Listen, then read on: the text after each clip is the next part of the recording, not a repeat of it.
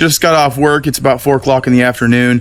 It's been raining all day, but I think it's moved out of the area for now.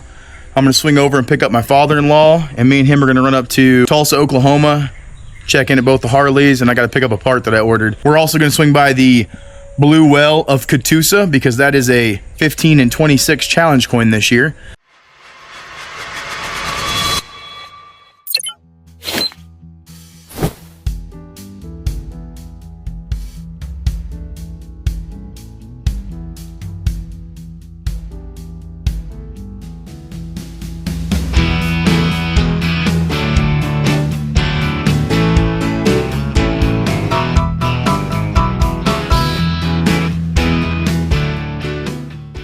If you're riding through Picher today, it's hard to believe that this quiet stretch of road was once one of the busiest places in the entire region. 100 years ago, this town was booming. In fact, at its peak in the 1920s, Picher was one of the largest communities in northeast Oklahoma and was often said to rival or even surpass nearby Joplin in economic importance. Everything changed in 1913 when miners struck one of the richest lead and zinc deposits ever discovered in the Tri-State Mining District. Practically overnight, Picher exploded into a city. More than 14,000 miners worked these mines, while thousands more found jobs supporting the industry. The lead pulled from beneath these hills helped supply over half of America's needs during World War I and later fueled production through World War II. This little town helped build the nation. But like so many boom towns, that success came with a price. When the mines eventually shut down in the 1960s, they stopped pumping water out of the underground tunnels. Those tunnels slowly filled with contaminated water, which eventually began flowing into Tar Creek. On the surface, the giant mountains of crushed mining waste, known as chat piles, were left behind. For years, kids played on them, people drove across them, and some of the material was even used for roads and driveways long before anyone understood how dangerous it was. The chat contained lead, zinc, and other heavy metals that contaminated the soil, water, and air. As researchers began studying the people who lived here, the health impacts became impossible to ignore. Some of the highest rates of childhood lead poisoning in the state were found right here around Picher. In certain communities, more than a third of the children, and in some cases over half, had elevated lead levels in their blood. Families were unknowingly raising their children surrounded by toxic mining waste, and doctors began linking the exposure to developmental delays, learning disabilities, and other serious lifelong health problems. It was one more sign that this town, despite its incredible history, had become too dangerous to call home. Then, as if Picher hadn't already been through enough, disaster struck again. In May of 2008, a devastating EF4 tornado tore directly through town, killing several people and destroying hundreds of homes. It became the final blow. The government accelerated the buyout, and by 2009, Picher officially ceased to exist as an incorporated town. Today, as I ride down what used to be the main drag, it's almost eerie. Empty lots have replaced neighborhoods, businesses are gone, the silence is broken up only by the wind blowing across the towering chat piles that still stand as a reminder of both the incredible prosperity and the unimaginable loss. Picher is more than just a ghost town. It's a reminder that America's greatest boom towns can disappear almost as quickly as they were built. What was once one of the richest mining towns in the country is now a place where Mother Nature is slowly reclaiming the streets, and the chat piles still serve as a stark reminder that scars left behind can last for generations.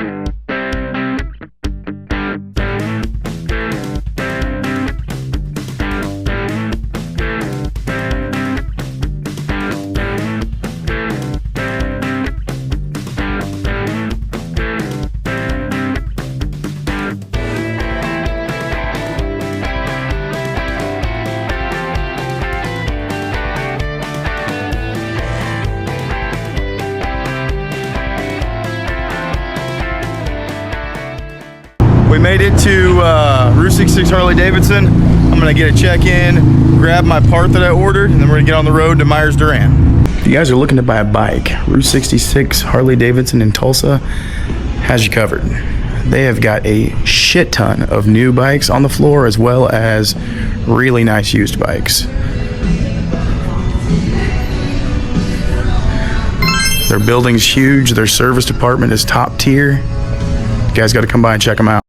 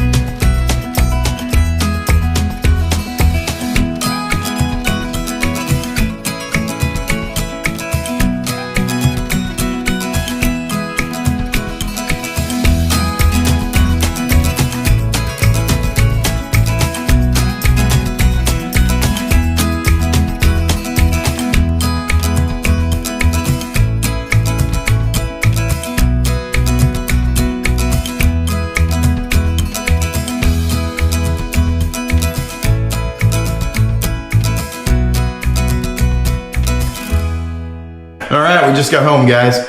We did a little under 300 miles today. Spent the last 2 hours driving in the dark. I don't usually love driving at night, but that ride was freaking beautiful. Managed to get up to the Harley store before they closed, picked up my part, pumped about that. Got 2 check-ins, got a digital badge, and we stopped at the Blue Whale of Catoosa and got a challenge coin. It was a damn good night. I'm happy to be home. It is after 11 o'clock at night and I got to work in the morning, so I'm out of here. Hope you guys enjoyed the video.